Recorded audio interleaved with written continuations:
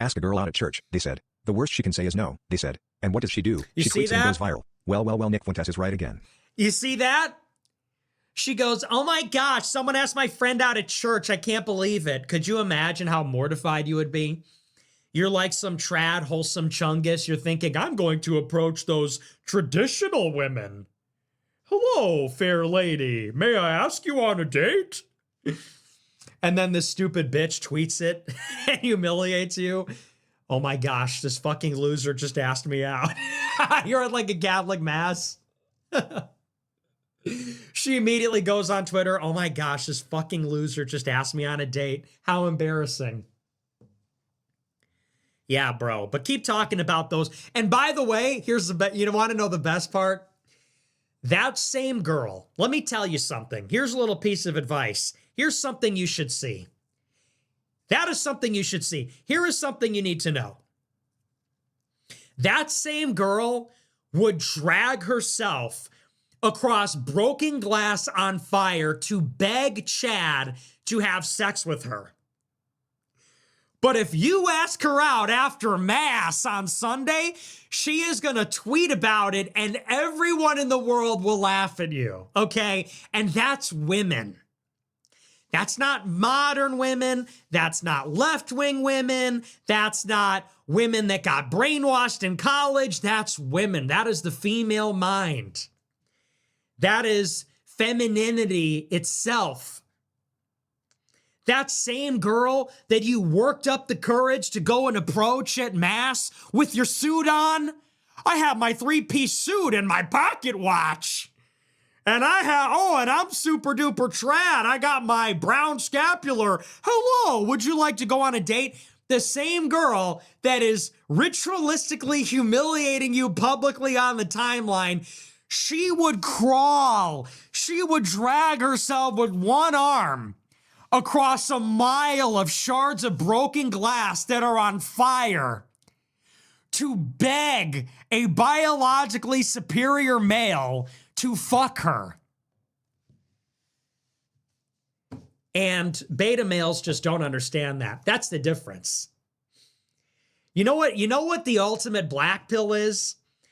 A beta male has to put on this elaborate performance. You know, you are like, talk about Jestermaxxing. You know, bump, bump, bump, bump. This is you. And you are making effort.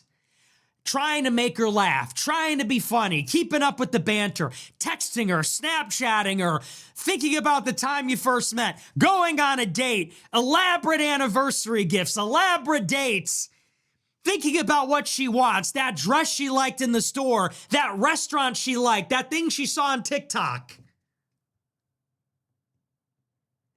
All so that she will give you a crumb of attention. But do you know that if a biologically superior male walked past her, she would just be drawn to her like how the moon orbits the earth? The same way that an asteroid orbits the earth and then crashes into its surface, she orbits the biologically superior male. A Chad walks by and she is drawn to him. Okay, this is something you need to understand. And that's the black pill. And listen, you can still get married, and many guys do. You can still get married, and you can still have a girlfriend, and you can still get a woman to love you, but you need to know this about women. Women are the species selecting for the next generation. Women are hypergamous without being bound by Christianity, and they are the species' natural selection process. So, you know, a guy can be a criminal, have no personality. He can be broke. He can be like a terrible human being.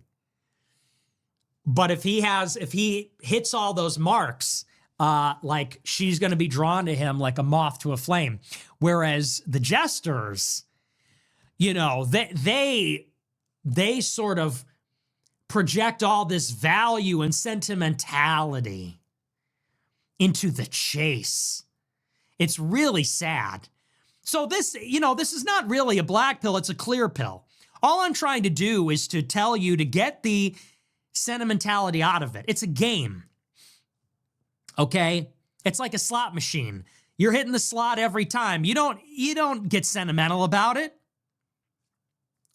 You don't project onto it all this meaning and emotion and all this. You're just hitting the slot machine.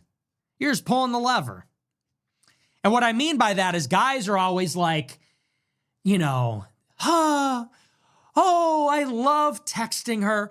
Oh, I love our flirty band. Oh, I love this, that. It's like, dude, this is Jester. This is something you simply have to do. It is a mating ritual. You are jumping through hoops. It is okay, but let's just recognize what it is. Chad is not taking her ice skating, okay? If she is lucky, Chad is getting coffee with her one time and then he is having sex with her.